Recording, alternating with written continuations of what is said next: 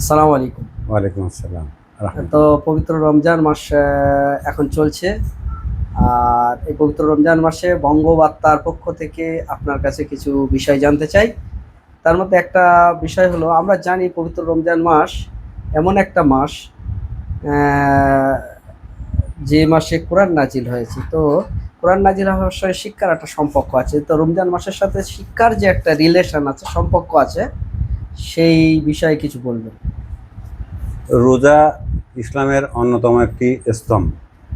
রোজার মধ্যে আমরা প্রথমত শিক্ষা পাই ধৈর্য, তাকওয়া এবং সহনশীলতা, এবং পাশাপাশি সামাজিক এবং নৈতিক আরও বিভিন্ন ধরনের শিক্ষা পাই। রোজা মানে এই নয় যে শুধু না খেয়ে থাকা বা পানাহার থেকে বিরত থাকা। রোজা মানে নিজেকে আত্মশুদ্ধির পথ তৈরি করার জন্য উপযুক্ত করে তৈরি করা। এবং রোজা থেকে আমরা মূলত যে শিক্ষাটা পাই, একে অপরের মধ্যে সম্প্রীতি তৈরির যে পরিবেশ, এটা একটা মানে গুরুত্বপূর্ণ দিক। তাছাড়া রোজার মধ্য থেকে আমরা যেটা পাই, সম্প্রীতির পরিবেশ তৈরির জন্যে যে মানবতার যে মানে বিকাশ ঘটানো, যে একজন গরিব একজন ধনীর কাছ থেকে যে সহযোগিতা পায়, একজন গরিব যে জাকাতের অংশ ধনীদের কাছে পেয়ে নিজের নিজেকে সচ্ছল করার দিক সে মজবুত করে। পাশাপাশি শিক্ষার মানে দিক থেকে যেমন তারাবি রোজার একটা অঙ্গ, সেখানে কোরআনটাকে ধারাবাহিকভাবে পড়ার মাধ্যমে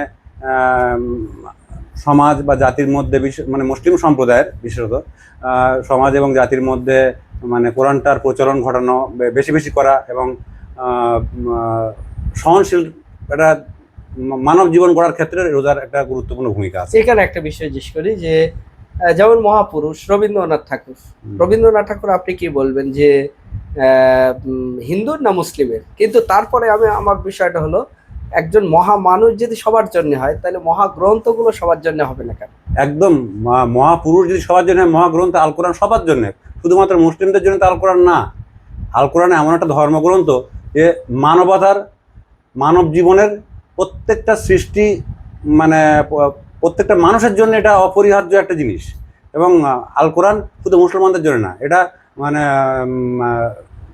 মানে সমস্ত মানব জাতির জন্য একটা গুরুত্বপূর্ণ একটা গ্রন্থ, ঐশী গ্রন্থ। আল কোরআন যদি সমস্ত মানুষের জন্য হয়, তাহলে অন্য ধর্মগ্রন্থ অন্য মানুষ গ্রহণ করবে কিনা? অন্য ধর্মগ্রন্থ, অন্য ধর্মগ্রন্থগুলোকে নিজের জন্য মনে করবে কিনা? হ্যাঁ, যেমন দেখা যায় বেদ, বেদের সঙ্গে বেদ একটা ধর্মগ্রন্থ, বেদের সঙ্গে কোরআনের সামঞ্জস্য আছে, বাইবেলের সঙ্গে কোরআনের সামঞ্জস্য আছে। এগুলো তো অবশ্যই ধর্মগ্রন্থ, এগুলোর প্রতি তো সহনশীল এবং শ্রদ্ধাশীল থাকা দরকার। তো আর একটা বিষয় আমি বলি, যে আপনি যেহেতু একজন শিক্ষাবিদ এবং শিক্ষাসেবী, তো এই যে কোরআন ভিত্তিক যে বিভিন্ন রকম মিশনারি স্কুলগুলো আছে, সেখানে তাদের স্বাধীনতা আছে, নিজস্বভাবে কিছু সিলেবাসে কিছু বা সংবিধানও সে স্বাধীনতা দিয়েছে। এমন প্রেক্ষাপটে মিশনগুলো এই কোরআনের শিক্ষাকে প্রসার করার জন্য কি কি পদক্ষেপ নিতে পারে? মিশনগুলোর এক্ষেত্রে একটা গুরুত্বপূর্ণ ভূমিকা আছে। যদি মিশনগুলো তাদের পাঠ্য ব্যবস্থার মধ্যে, যদিও বহু মিশন সেই ধরনের পাঠ্যব্যবস্থা চালু করে রেখেছে, আর অনেক মিশন সেটা ঐচ্ছিক করা আছে। কোরআন এমন একটা ধর্মগ্রন্থ, যে ধর্মগ্রন্থ একজন আদর্শ মানুষ হওয়ার জন্যে শিক্ষা দেয়।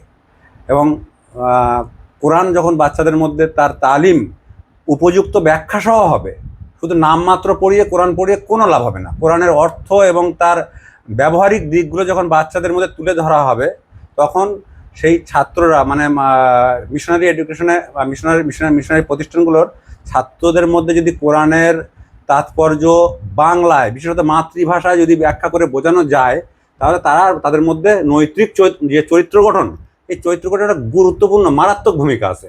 আপনার প্রতিষ্ঠানে কেমন ভাবে চলছে কোরআন চর্চা? আমার এখানে আমার প্রতিষ্ঠানে মানে কোরআন পড়ানো হয়, এবং কোরআনের বাংলা তর্জমা যেটাই পড়ানো হয় সেটাই একটা বাংলা তর্জমা মাগরিব বাদ 10 মিনিটের জন্য একটা তালিম হয় ছাত্রদের, এবং সেই তালিমে অবশ্যই কোরআনের আয়াতের উপরে ব্যাখ্যা হয় তো বাংলায়। আজকে আপনার অসংখ্য ধন্যবাদ যে বঙ্গবার্তায় আপনাকে পেলাম।